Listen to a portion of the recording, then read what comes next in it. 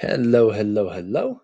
We are back with the next installment in working sessions on index wallets. What we are trying to do here is we're trying to find out that we're wrong about index wallets.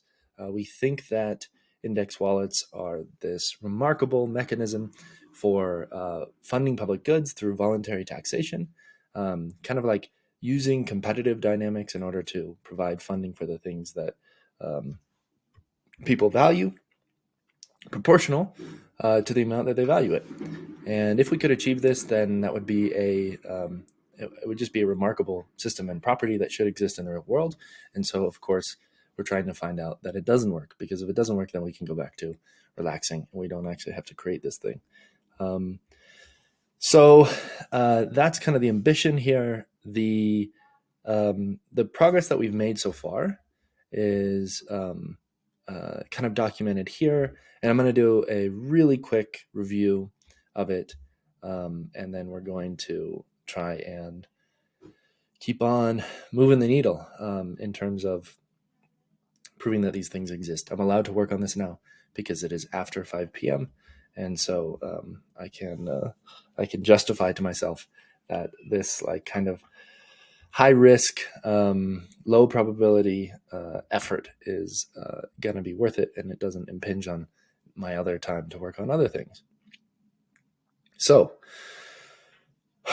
what we have is we imagine that there are two tokens that are out there in the wallets of a bunch of people. And those tokens are wallet A and wallet B. And wallet A, we're imagining, is for public goods. We call it the air quality token. Wallet B, both of these are for public goods. Wallet or token B is for beaches. And different people have different amounts of these in their wallet. Maybe this person down here has a whole bunch of beach tokens in their wallet because they sell beads on the beach. And this person has a lot of air quality tokens because they sell, I don't know, running gear. And so, or they buy running gear, whatever it might be. So both of these, they might have reasons why they have this like disproportionate amount of the tokens in their wallet. And what we want to do is we want to show that there's kind of like this effect whereby this person has this like composition of their wallet. We want to show that these competitors in this competitive landscape who are both selling the same product, that they have an incentive to move to the right, to kind of like converge on this single valuation for the rest of the community. In this case, it's for this person to move to the right. In this case, it is for this person to move up. In other words, to increase their valuation of these public goods because there are all these customers that care about them. And that should just happen as a result of competitive dynamics. And as a result of doing that, they have increased the kind of the market value of these tokens. And by doing so, they have funded the people who are doing work to provide these tokens. Now, I'm sorry, to provide these public goods. Right now, we're ignoring all the governance that might go into ensuring that your air quality tokens are actually giving you air quality, and we're just focusing on like if we had these tokens and if we trusted that they were actually representative of the things that we say that they're representative of, then would this have these emergent properties that we're hoping for? And so far, the answer is yes. So far, we can look here. I've deleted something, and if I hadn't have, that would have been better. So far, we can show that we can draw these lines which show that the thresholds at which a customer will switch to a competitor. So right now, customers A and B are both buying from me, the green competitor, and customers C and D, you can barely see C here, are both buying from the red competitor. And if I were to increase my valuation up to here, then that would be enough for C to switch over to buying from me. And if I were to increase my valuation over here past this pink line, then that would be enough for D to switch to buying from me. So that's kind of the key intuition that sits behind this, that gives rise to these competitive dynamics. And it's really, hopeful. Of course, like before, we were thinking about this on principle, and now we have like this kind of quantitative model to help us capture it. And so what we'd like to do in this session is we would like to get all the way to figuring out how to calculate the profit that this person earns, that I earn, by increasing my valuation of a token. And you might think to yourself, well, haven't we already figured out, how you're going to get more business? And that's true. We know how to get me more business, but we don't yet know how changing to this new valuation affects me in other ways. So that's what we're going to try and figure out today. While we're at it, we're probably also going to do some other cleanup in this code base here, which you shall see soon. Okay.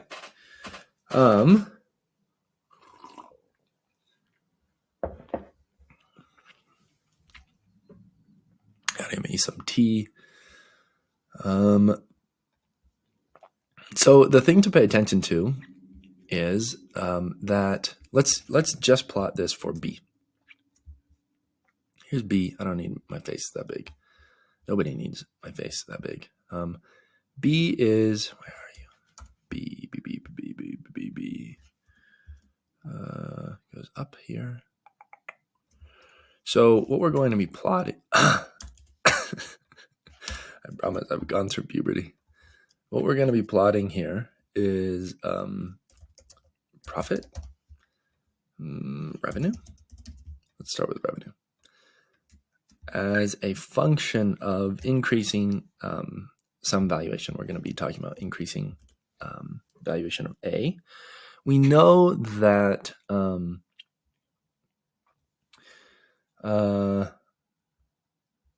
so in other words, we're only going to be moving this vertically, like so, not horizontally. Maybe then that means that let's do B instead. So we're only going to be moving this horizontally, not vertically. And we kind of want to plot out the revenue that we expect for ourselves as a result of doing this. We can know this because in the simulation, we've equipped our players with a demand function, which we can find here somewhere.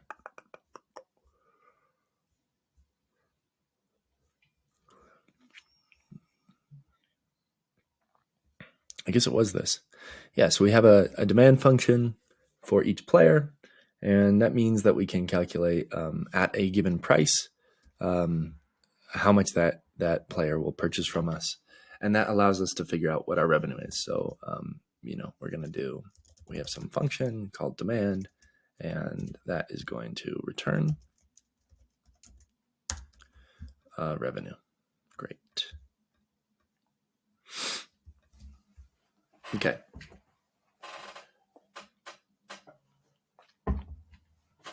And demand accepts two parameters. I don't know how much this matters, but demand accepts price. It accepts the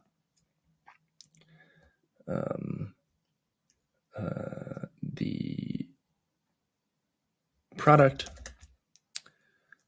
And I think that's it. Price is also a function, or can be thought of one, that accepts the need and the valuation of our, both of these are of our vendor. Vendor need, vendor valuation. Cool. Okay. It always takes me a little while to settle back into to thinking about this. And what we expect here is, well, basically there are two vertical lines, one for yellow, oops, and that line is claims to be vertical, and one for this kind of like salmon color. And we expect our total revenue as we increase our valuation of B to be something like, I mean, we don't know what this is. Oh yeah, so this should be like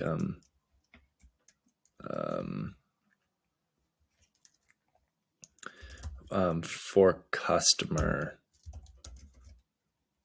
blah blah blah blah dot sum, right? I'm using semi-made up syntax, but you get the idea. Okay, so that should be some line here that goes across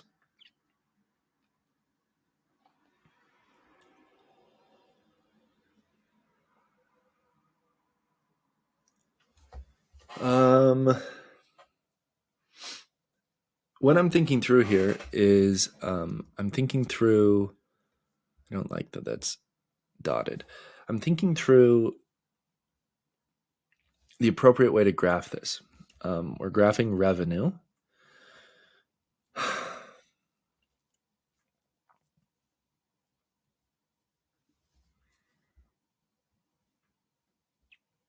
I actually think it makes sense to graph profit over revenue.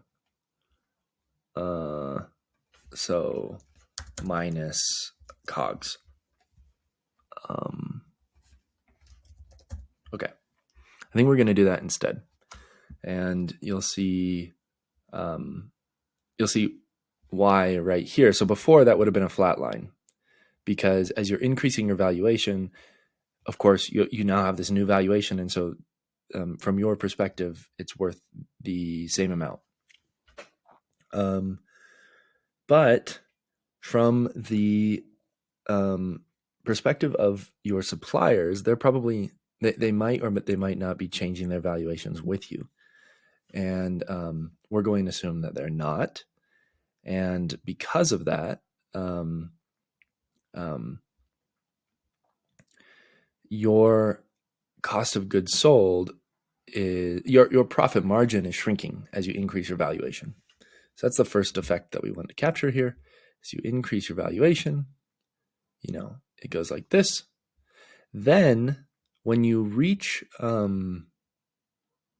this customer here, C, who's switching over to buy from you, you have some jump. And then once again, you have this little down, and then you have another jump, and then you have some sort of down, right? So that is probably what we expect. We expect this sawtooth pattern for your profit. And that's just going horizontally. If we explore the entire space, then what we would expect to see are, like if we went to view those as, let's make little squares for the profit. So it's like going to be getting smaller, and then here it's going to be getting bigger, and then here it gets smaller again, and then here it gets bigger again, and then here it gets smaller and smaller, and so on. And so on. These should be getting smaller.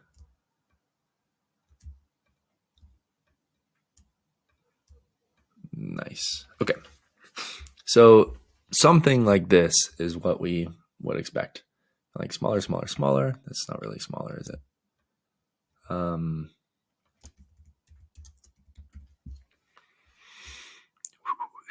And then bigger, and then smaller, and then bigger, and then smaller. Cool.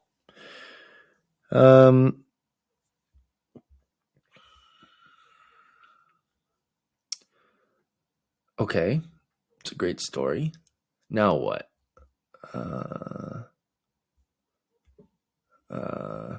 Now, this requires us to know cost of goods sold, and it requires us to know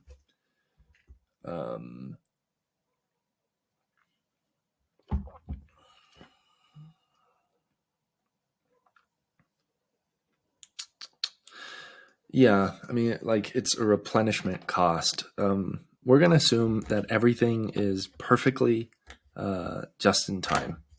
We live in like the some sort of magical future where the second that your customer wants to buy something, you put in an order for it to be built, and then it is built in that moment. And by the way, your supplier puts in an order for it to be built, and then it's built in that moment, and so on. So we're getting rid of inventory concerns.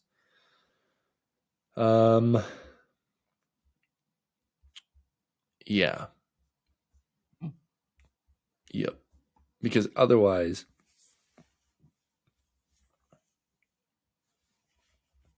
I think this is just going to require way too much work to simulate. I don't think that inventory effects matter much here.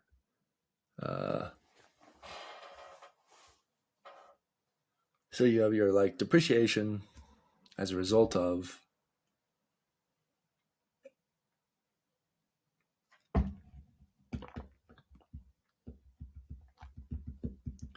yeah, I think so. We let's make a list here of the inventory effects.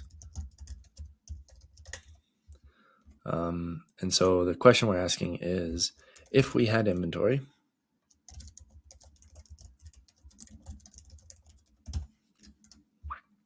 oops.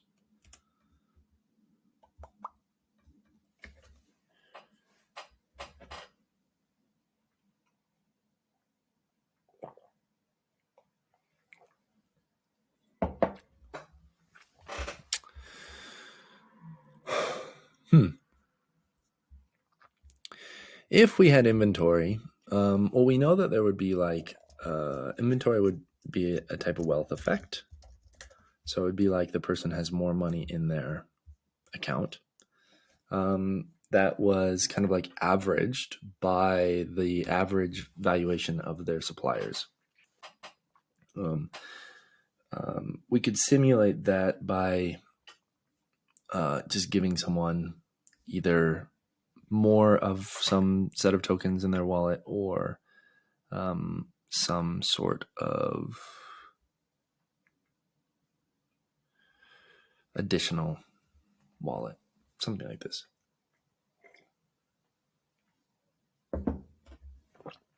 Okay.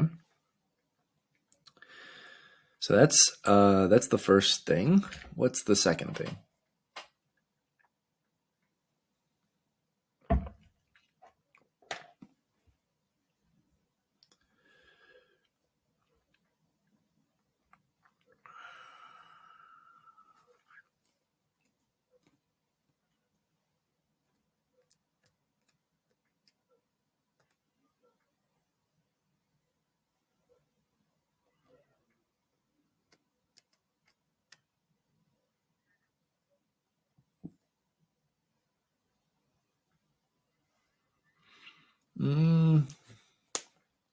Well, here's what I'm going to say.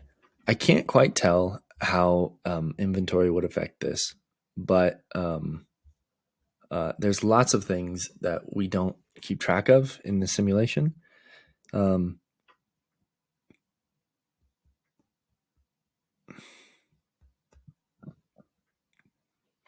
Yeah.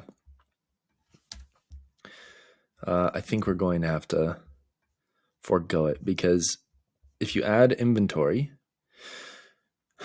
then you need the depreciation on the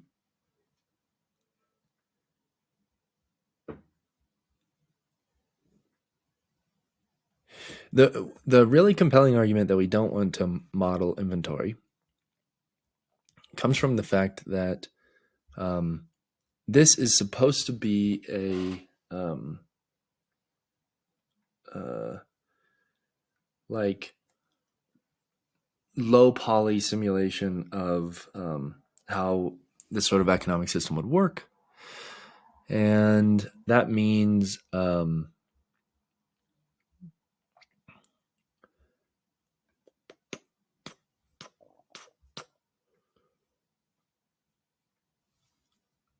yeah, I just can't get my head around.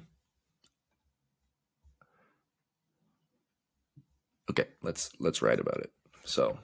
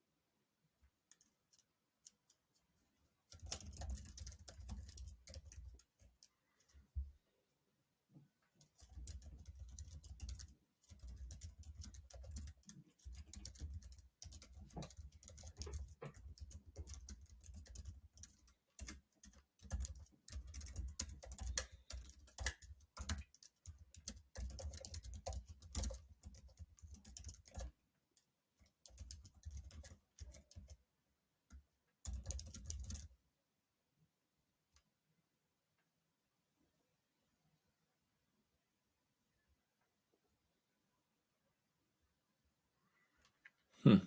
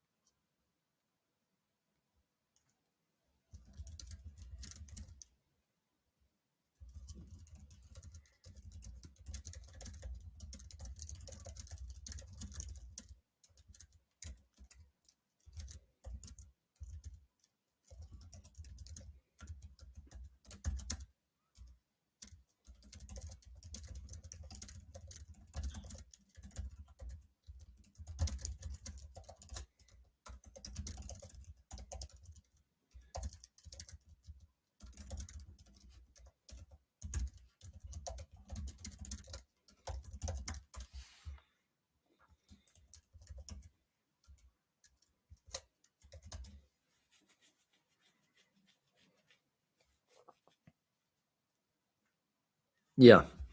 Okay. I have. I'm satisfied. We are not including inventory. Um,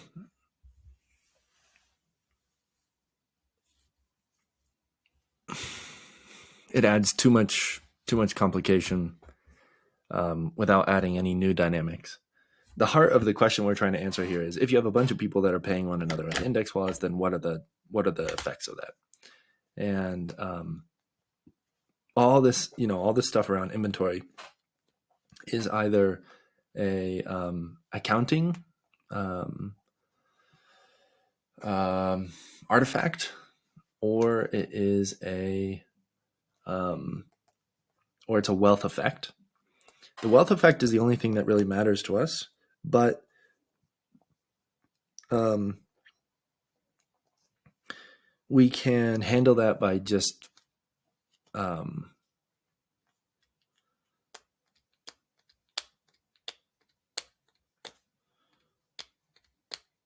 we can handle that by modeling uh,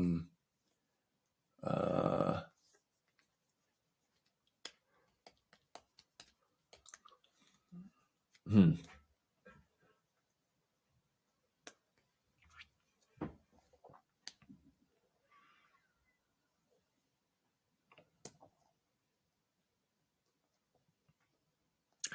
Well, we can handle that by giving someone additional wealth and taking it out. Um, so if we wanted to, we could if we really want to simulate this effect, then we would be dropping, we would be having some quantity of wealth here, which we would be dropping into somebody's account. And then when they sell something, we would be taking it out. Or like I've said, we could give them a separate wallet where we track all this and account for their perception of their inventory. There's a bunch of different ways that we could handle it, but ultimately, all that is going to do is that when you make a big purchase of inventory, then you're going to be less sensitive to the changes in valuations of your suppliers for some time, and it's going to give them some time actually to catch up to you. And so I think that this is the most compelling argument against needing to do inventory, is actually that inventory is a way to shield yourself against the short-term effects. And so our goal here is to show that this settles to a steady state. And by not allowing people to have inventory, we reduce our ability to settle to a steady state because basically there's just more tension in the system. And so inventory would shield you from that tension, or would slacken the tension. And so I think that is the best argument. Cool. That means that we're doing this just in time. COGS, imagine that you sell some software to someone. When they use the software, let's say it's really computationally expensive for them to use it. And let's say you buy from Amazon Web Services, and then Amazon Web Services buys from the next people, and so on down the line. That's kind of the world that we're imagining. We're going to call these products other things, but if we really get pressed by people and they're like, well, but this doesn't actually simulate a real world economy because it doesn't account for inventory, then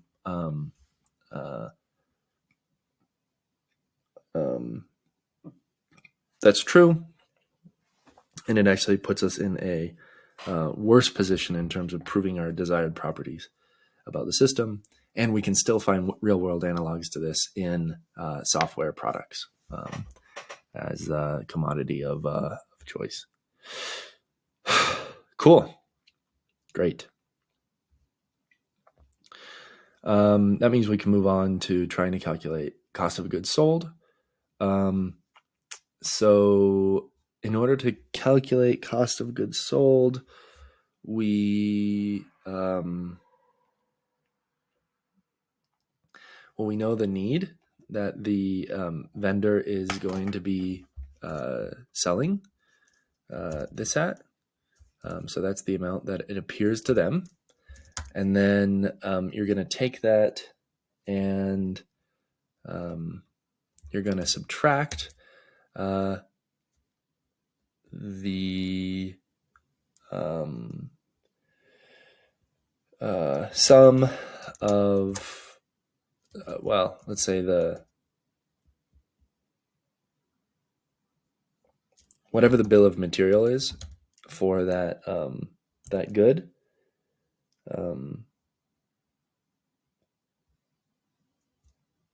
You're from each supplier. You're then going to figure out the price for that.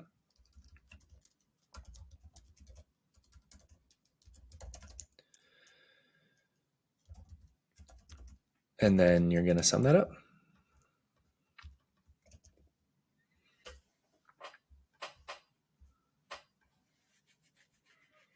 So that is your COGS. It's pretty simple. And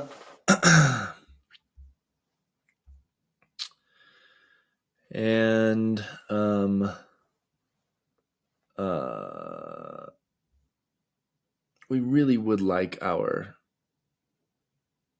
customer to be able, or our vendor to be able to maximize their price, their need here.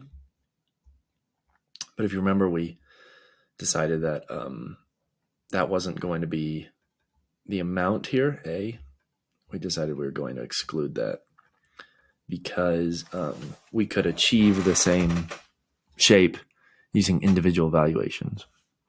This isn't actually a correct way to visualize it in 2 dimensions, but maybe in higher dimensions. I don't know. So we can drop this. We get enough dimensionality out of this. This is just a scaling factor. So then what can we do?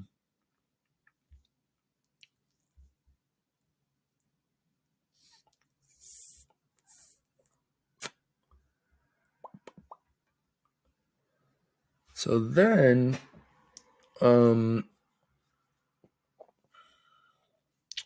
that's going to give us our profit. We can call this even, let's call this the naive profit. And then we should probably figure out what function transforms this. Oops, that's not an arrow. What function transforms this?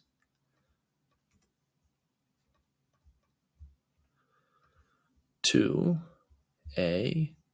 like a real profit post purchasing power.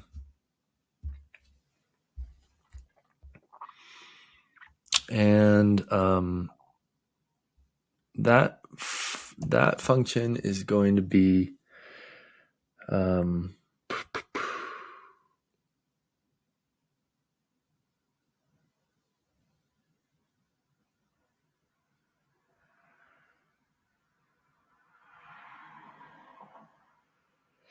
yeah, so I was thinking of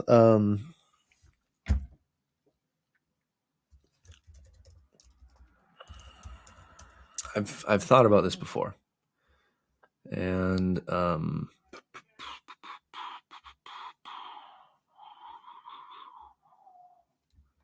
Is this it? Is this it? Is this it? I think it's this one.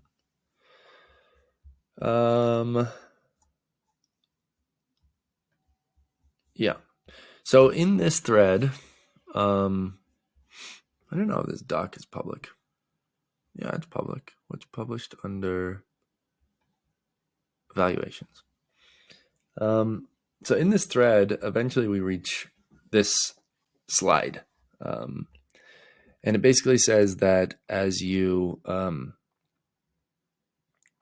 increase your valuation, so here's your valuation along the side here, and here's your new valuation. As you increase your valuation here of token A up to 0.3, it kind of like shifts. These are your tokens in pink, and there's somebody else's tokens in gray. Oh, weird. Oh, yeah, this makes sense. So it's colored, and then here's your tokens now after the transformation. You can increase the value of those tokens, like so, and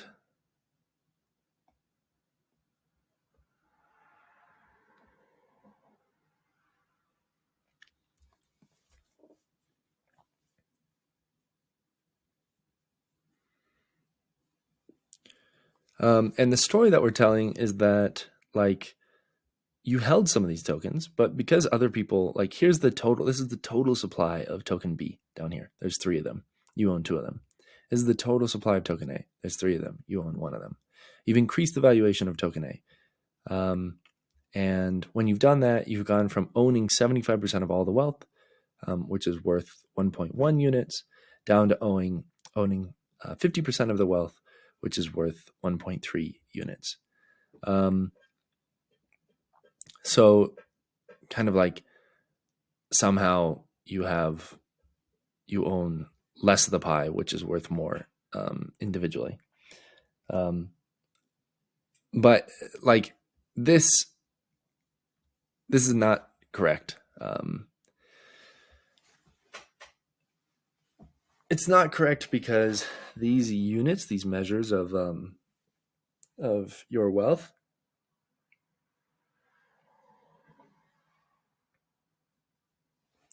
they don't tell you how much of each thing you're getting. And so, the value of money is what you can buy with it.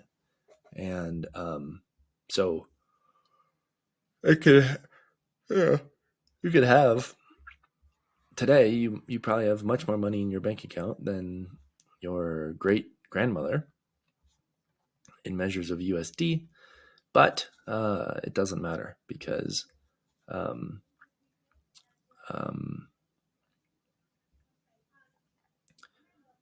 the number isn't the thing that matters. It's something else. So you've become wealthier nominally, but yeah, it's actually that. And I guess I do make that point here. Whether this is a good thing for you depends on whether the total wealth has increased. This is where we get voluntary taxation. So you shouldn't just opt into this. Whether depending on if you get more units, you should opt into it depending on whether you can buy more with it. And so that's what we're trying to estimate up here is purchasing power. And so what we can do, I suppose, is here we were saying the price of the bill of materials for this good. Oh, this is clever. This also lets us sidestep entirely the question of inventory. Oh, this is cool. You're going to like this. Instead of doing the bill of materials for this good, let's do our demands. I don't know what we call this. Demand. It's called demands. We're calling it demands. And for a good dot sum. And this is going to be our next.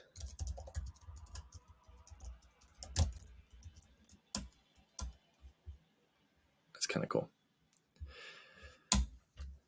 if we do that, then this ceases to be naive profit, and it is just your pure profit. That's cool.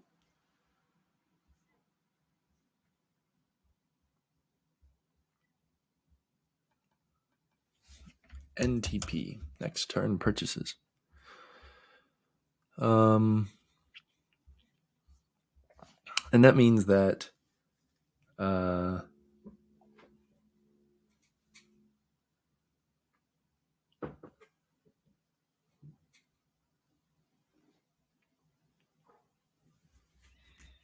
it needs to be cashed out in terms of goods.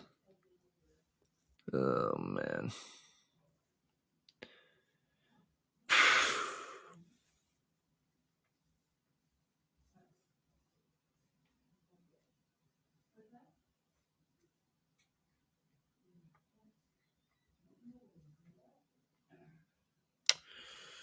Yeah, I don't know what to I don't know how to measure that in terms of goods.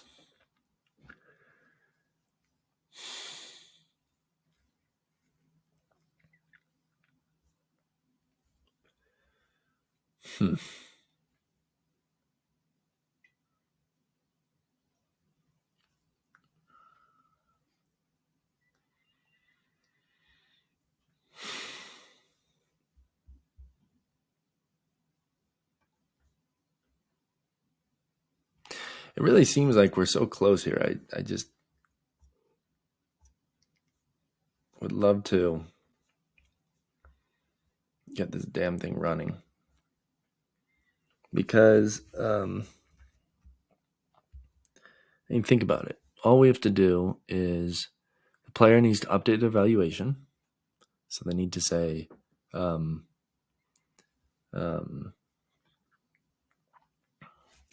they need to go, if I put my valuation up here, this is how much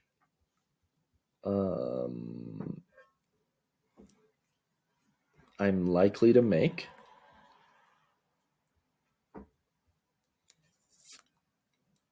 Yeah, we're being tempted to take some sort of like integral.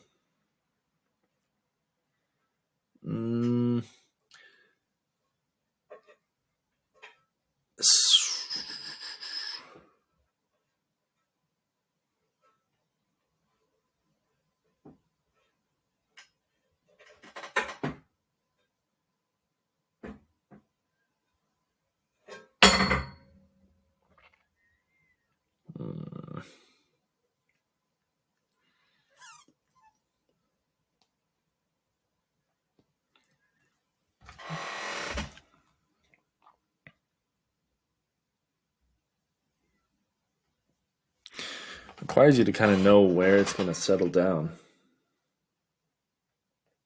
which is interesting. Huh.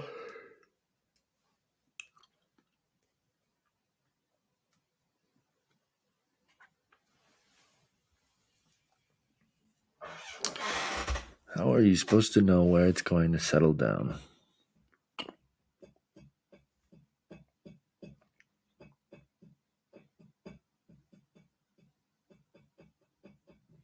That's interesting.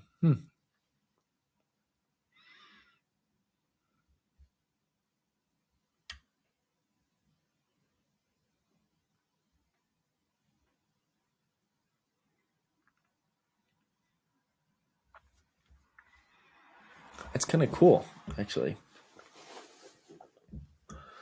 You would want to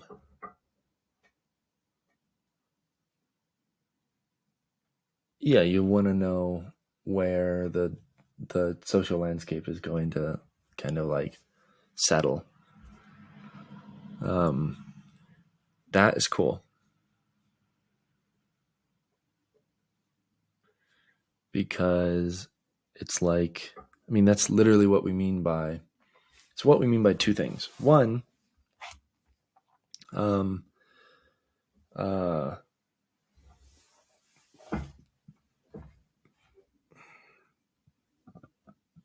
like when we think about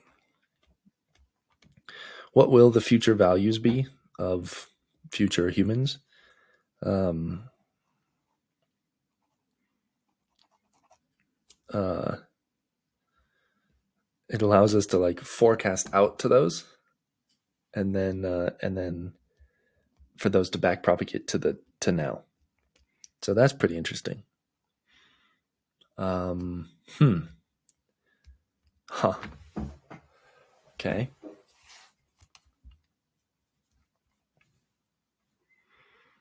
And then, um, and the other thing is that it's a stable shelling point. Um, so, um, there's been this point that like, well, you can put shelling points everywhere, and it's like, no, you can only put shelling points in places where they can be stable. And this like answers both of those questions simultaneously. If it's thought that people will value this in the future, then and that is thought compellingly, then they will value that in the present. Um, huh. With some discount for lots of things like uncertainty, probably time value discounts. That's cool. So if that's true, then what that would imply is, if you want to make some argument that future humans will highly value um, let's say the fact that they have transitioned off of fossil fuels. Um, if you believe that that's true, then it causes you today to move your values um, over there, your valuations over there. And the details of like which of the many possible things that they could value will they value, well, that will be interesting. But just as in the same way that bonds are a tool for kind of back propagating our beliefs about the future to the present. Um, that's kind of cool.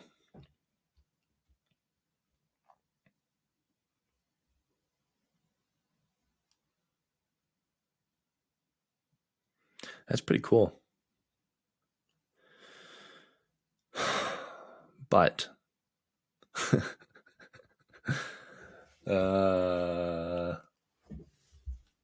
simulating that is really hard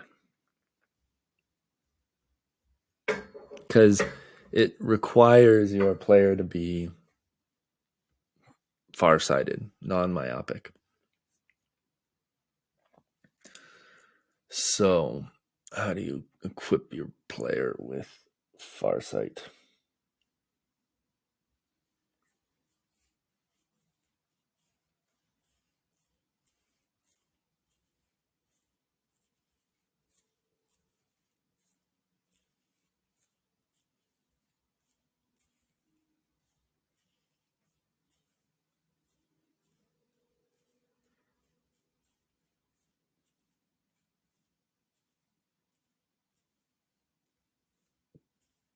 Hmm.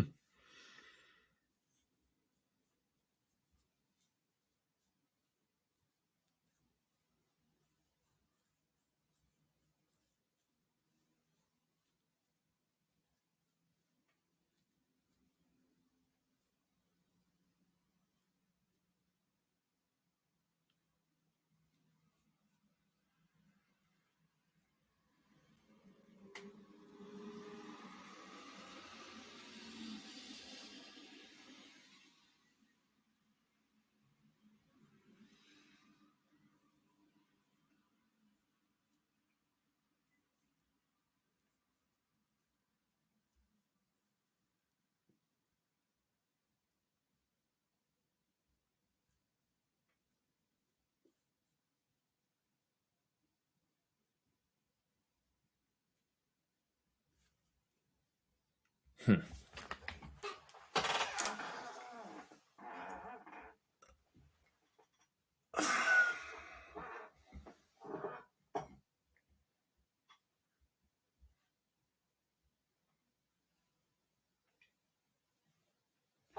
mean, this is a cool development. And this is something I would have dreamed of, that you get this was one of our questions, is how do we back propagate values from the future to the past or to the present? Which is a really big problem in, both in governance and in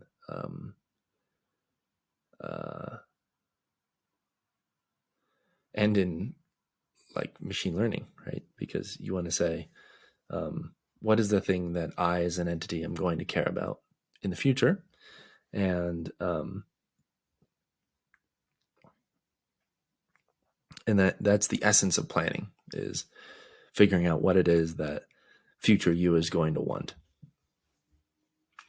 Which is interesting, right? Because it implies that your utility function is not fixed, and it's not even denominated necessarily in the same unit the whole time. And everybody who has lived even just a little bit of life has experienced this. The process of being finding out that what you really cared about when you were a kid is not what you care about when you're a young person, is not what you care about when you're a mom. It's not what you care about when you're a grandparent.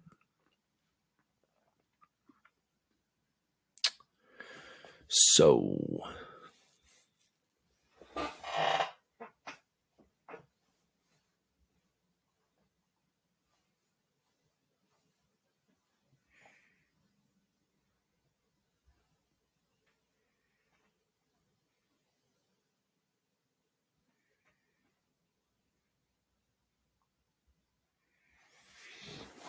okay. Right, but now I'm just...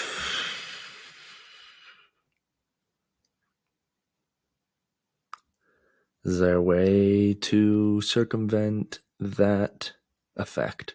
This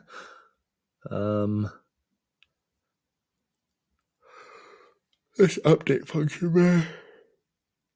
Oh.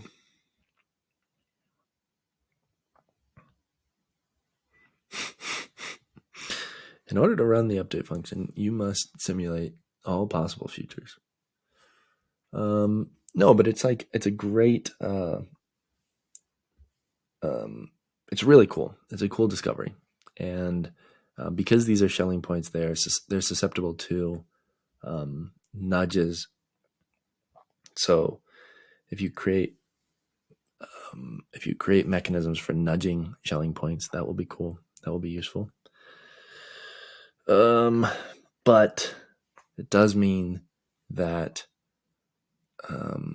we're going to have to build fairly myopic players. I worried so much about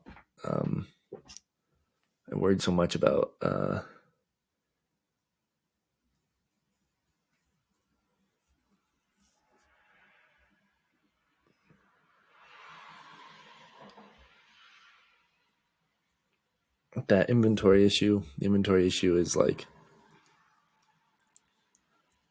nothing compared to this. So, yeah. You're trying to answer the question, where are the values, where are the valuations going to settle down? And you want to kind of you want to put yourself in that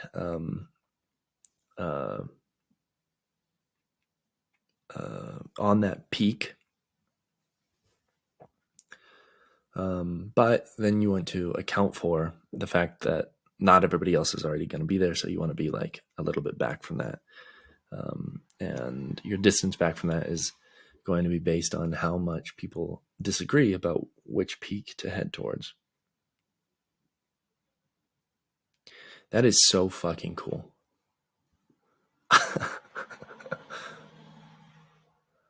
That is really cool. You could also imagine communities that split and run experiments, seeing which peak can be run to fastest.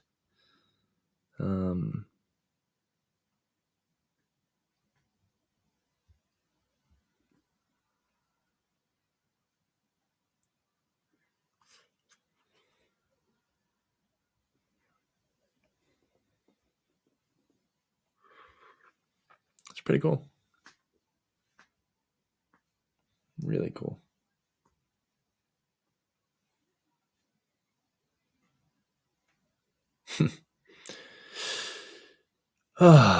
Okay.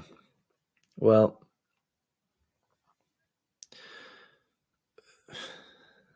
in the earliest sessions, all we did was write code.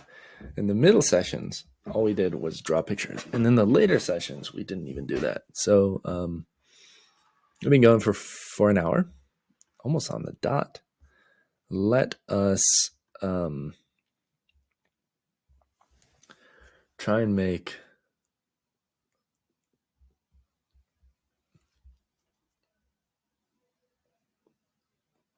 okay, we can cheat. We know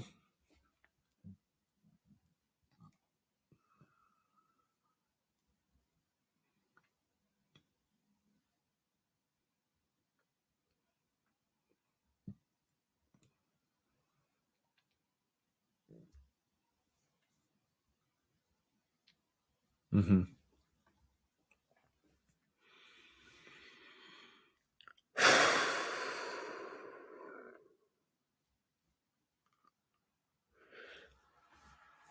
Yeah.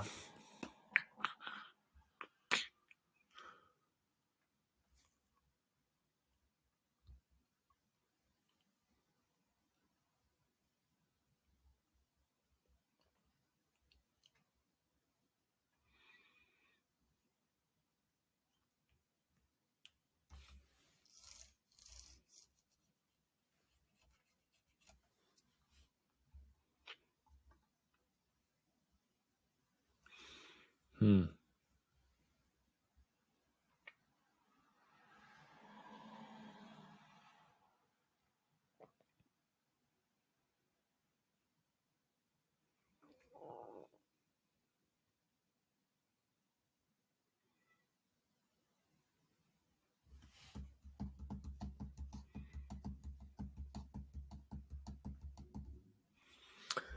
Oof.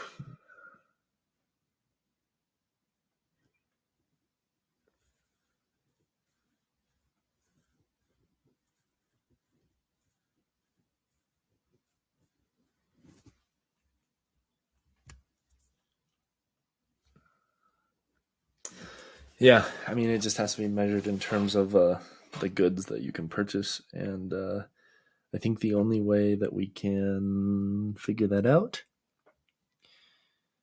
is by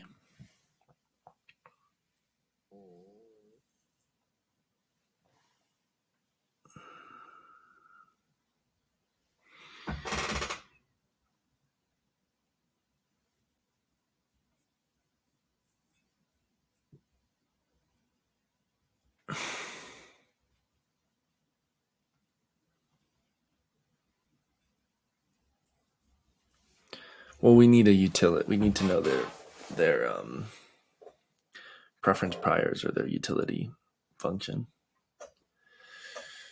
So we need to give each player a utility function.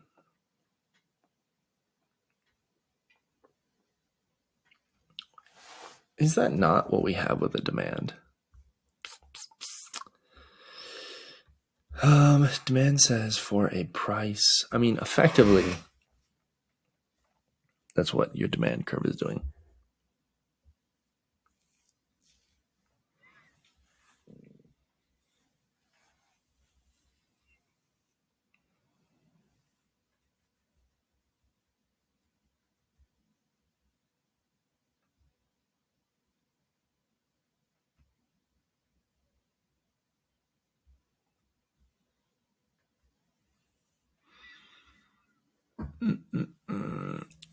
So should we just give them a utility function? I don't know.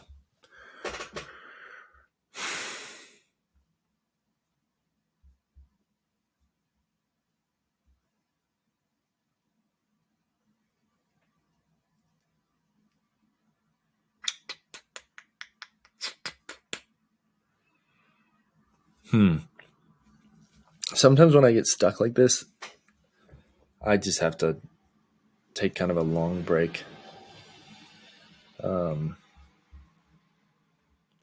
we've made significant progress. Maybe what I'll just do here is I will clean up this doc and leave it in a nice functioning state for next time. So let's see, save as.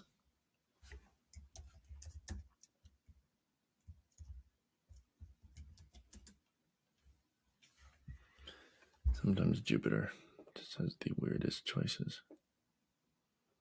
It's like I just saved it as exactly what it's open as. Is there another one open? No.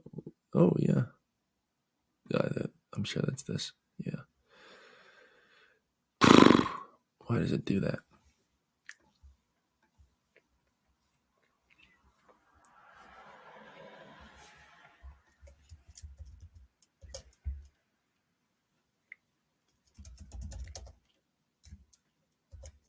Let's say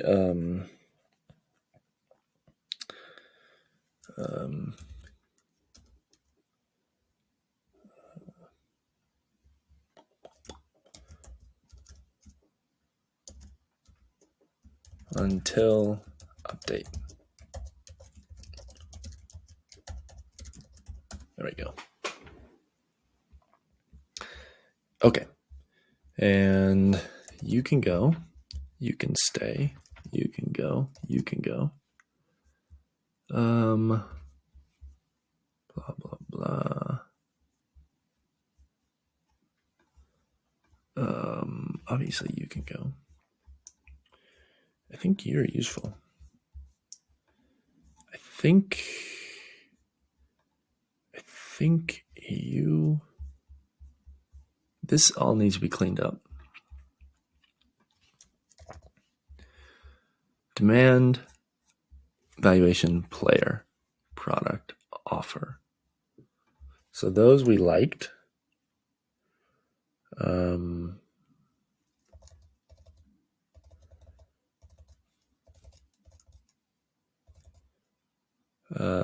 Yeah, we did all of this.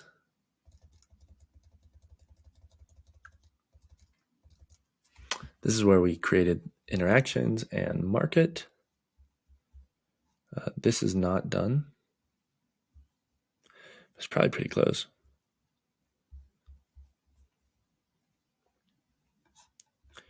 Yeah. So, I mean, we are close, but for our ability to predict future humans' future values.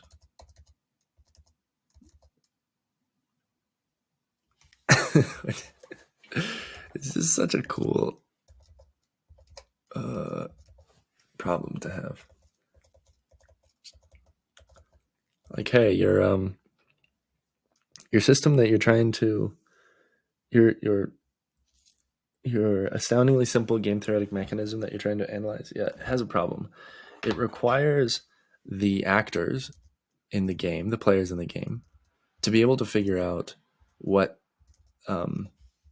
future humanity is going to care about. And then that defines the strategic landscape.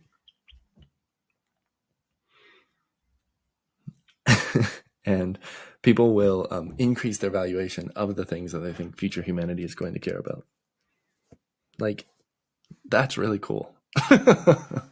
Thereby implicitly funding those things and providing funding for people to search for what those things might be.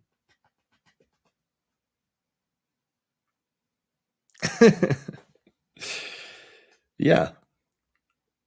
With the argument being that, like, people are going to want to settle in the valley. I've now inverted the fitness landscape, but they're trying to settle in the valley. They're doing this kind of like gradient descent to find what that's going to be. And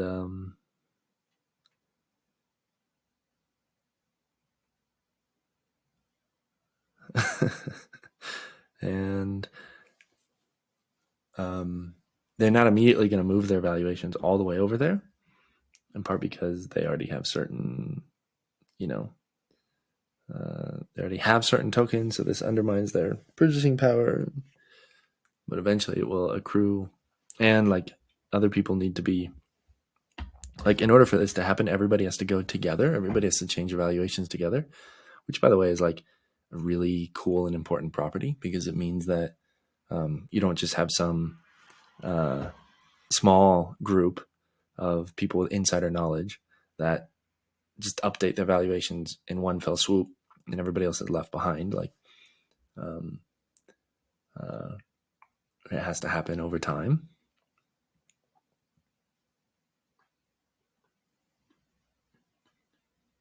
It's really cool. Wow.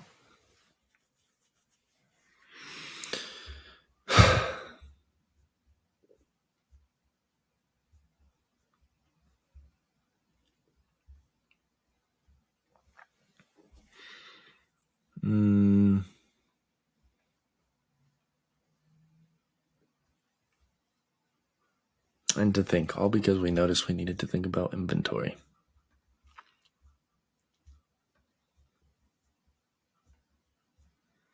So I think these can go, like this can go. Although I do want this.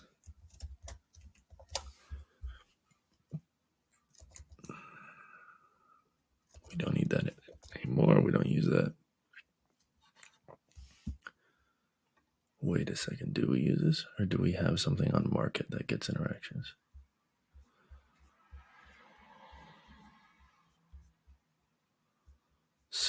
Interactions, yeah. Great. Okay. So we know we need this. We want to probably put this in. Oops. We then...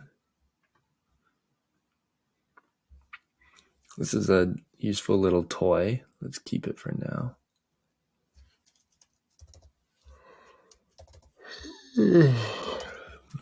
We don't need this. We do need to know how to calculate the hyperplane, but we don't like the way that we're calculating it right now.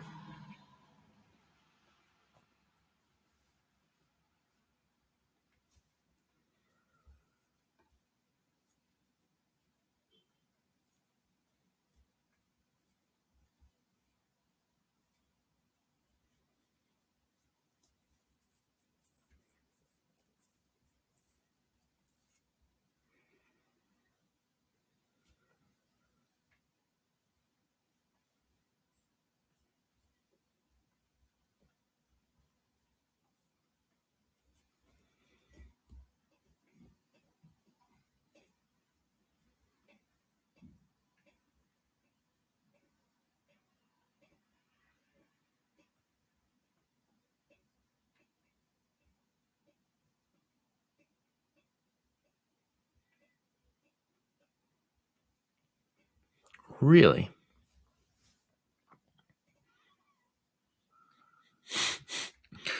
Why is that the case?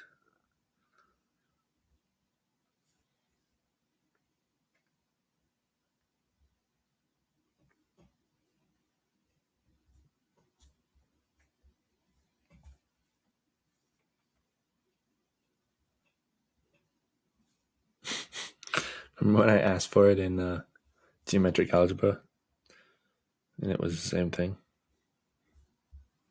That was embarrassing.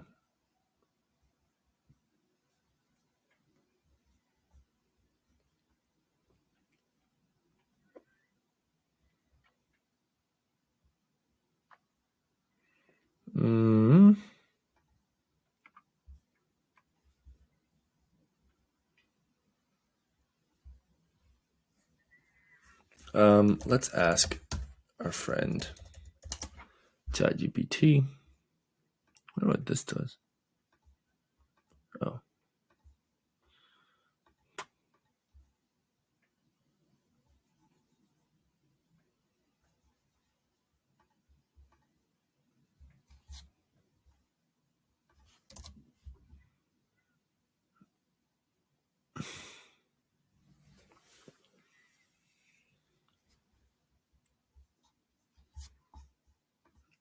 is going on?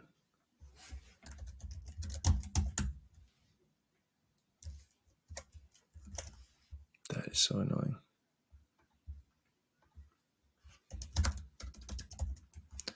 No, I do not want to resume.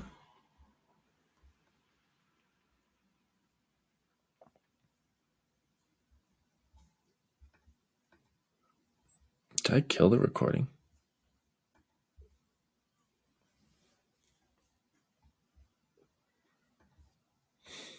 Fuck.